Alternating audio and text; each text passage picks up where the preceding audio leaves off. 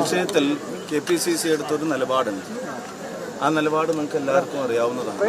ഞങ്ങൾ മാധ്യമങ്ങളോടും പറഞ്ഞിട്ടുള്ളതുമാണ്. ഞാനും നിങ്ങൾ ആവർത്തിച്ച് ചോദിച്ചപ്പോഴും പറഞ്ഞിട്ടുള്ളതാണ്. പാർട്ടി എന്നുള്ള നിലയ്ക്ക് ഈ രേഖാമൂലമുള്ള പരാതികളൊക്കെ വരുന്നതിന്റെ മുമ്പ് തന്നെ പാർട്ടിയിൽ നിന്നുള്ള സസ്പെൻഷൻ യൂത്ത് കോൺഗ്രസിന്റെ പ്രസിഡന്റ് സ്ഥാനത്ത് നിന്ന് നീക്കം ചെയ്ത് പാർലമെന്ററി പാർട്ടിയിൽ നിന്ന് പാർട്ടി അദ്ദേഹത്തെ മാറ്റി നിർത്തുകയാണ് ചെയ്തത്. ഇന്ന് മാത്രമല്ല, ഇന്ന് KPCCക്ക് വാർത്തകൾ നിങ്ങൾ വാർത്ത കൊടുത്ത പോലെ KPCCക്ക് പുതിയ പരാതിയുണ്ട്. ആ പരാതി അത് പാർട്ടി അന്വേഷിക്കട്ടെ എന്നോ പാർട്ടി തീരുമാനം എടുക്കുന്നൊന്നല്ല പറഞ്ഞത്. കേരളത്തിന്റെ ആഭ്യന്തര വകുപ്പിനും കേരളത്തിന്റെ പോലീസിന്റെ തലപ്പത്തുള്ള DGPക്കും കൊടുത്ത് ആ പരാതി DGPക്ക് ഉണ്ട് എന്നുള്ളത് വന്ന മെയിലിൽ തിരിച്ച് KPCC റിപ്ലൈയും ചെയ്തിട്ടാണ്. ഇനി പോലീസിന്റെ നടപടികൾ എന്താണോ, ലീഗലി ഈ കാര്യങ്ങൾ കോടതിയിൽ എങ്ങനെ നിൽക്കുമോ എന്നതിനെല്ലാം ശേഷം തുടർന്ന് പാർട്ടി എന്തെങ്കിലും നിലപാട് അടുത്തതായി എടുക്കേണ്ടതുണ്ടെങ്കിൽ എടുക്കും. പാർട്ടി പ്രതികരിക്കുന്നെങ്കിൽ പ്രതികരിക്കും. വന്ന പരാതി CPM ഒക്കെ ചെയ്യുന്ന പോലെ പാർട്ടിക്കകത്തെ ഒരു സംവിധാനത്തിലേക്കല്ല, DGPക്കാണ് അയച്ചിട്ടുള്ളത്. ഇനി ലീഗലായിട്ട് കാര്യങ്ങൾ നടക്കട്ടെ എന്നാണ് പറഞ്ഞത്. സാഹചര്യത്തിൽ MP ക്ക് വളരെ ലളിതമായി പറയാവുന്ന ഒരു കാര്യമുണ്ട്.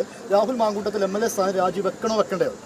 ഒരു പരാതി കൂടെ വന്നിരിക്കുകയാണ്. അതിഗുരുതരമായ പരാതിയാണ്. പറഞ്ഞല്ലോ, ആ പരാതിയുടെ ക്ലാരിഫിക്കേഷൻ നിയമപരമായ കാര്യത്തിന് സംസ്ഥാന പോലീസ് മേധാവിക്ക് അത് കൊടുത്തു. ഉചിതമായ സമയം എന്നൊരു വാക്ക് ഉപയോഗിക്കുന്നത് അത് പാർട്ടി പ്രസിഡന്റ് പറയും.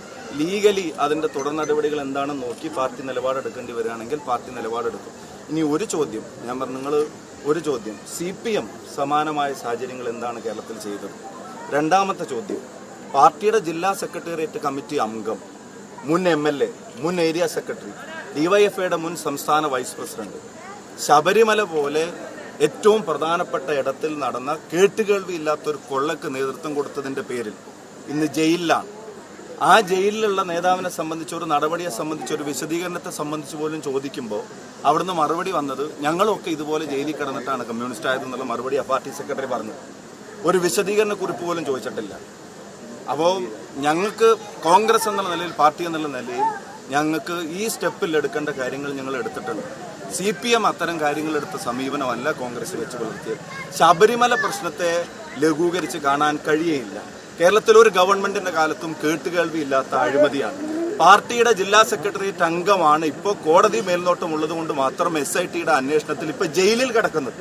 ആ ജയിലിൽ കിടക്കുന്ന ആൾക്കെതിരെ ഒരു ഷോക്കോസ് നോട്ടീസ് പോലും കൊടുക്കാൻ ഇഷ്യൂ ചെയ്യാനോ എന്താണ് അന്വേഷിക്കുന്നു പറയാനോ അല്ലെങ്കിൽ ചെയ്തത് ശരിയല്ല നടപടിയെടുക്കുമെന്ന് പറയാനോ ഒന്നും ഇതുവരെ ഒരു CPM നേതാവിനെയും കണ്ടിട്ടില്ല.